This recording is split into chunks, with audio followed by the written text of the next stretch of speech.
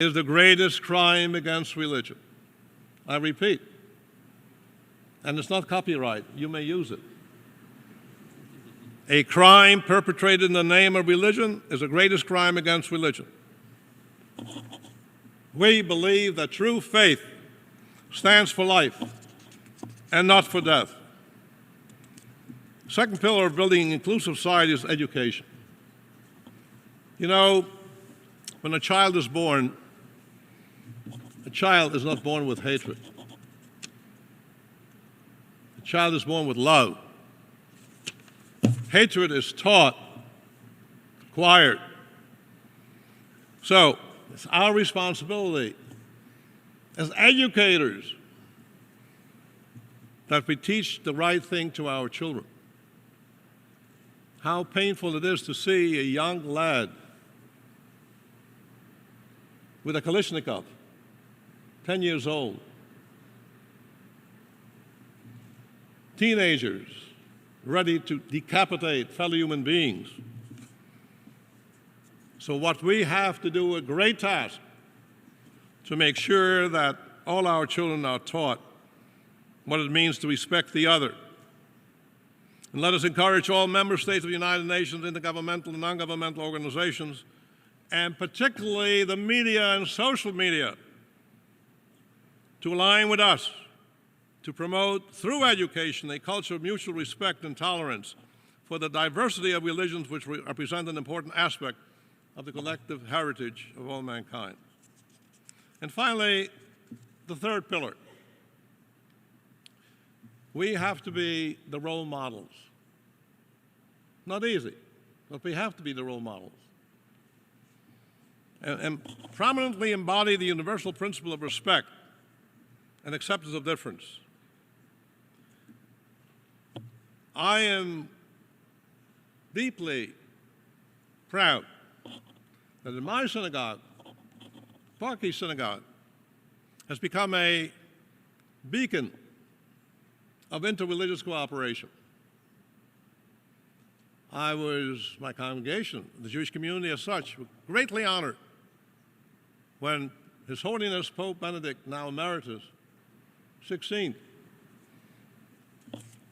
came to Park East Synagogue, first papal visit to a synagogue in the United States. But there wasn't only Pope Benedict. It was also His All Holiness the Ecumenical Patriarch Bartholomew, the Grand Mufti, His Holiness Alexei, Patriarch of Moscow and all of Russia, Grand Mufti Cherish of Bosnia and Herzegovina, and Chief Rabbis of Israel and Europe. Now, why do I mention this? This is a message of solidarity, of interreligious cooperation for the benefit of all of God's children.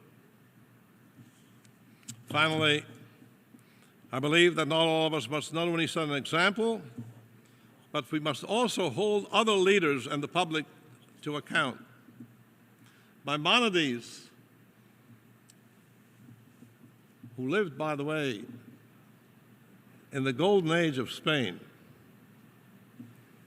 Maimonides, defining what the shofar is all about, it's a clarion call to help awaken us from our slumber of indifference. Apathy, indifference,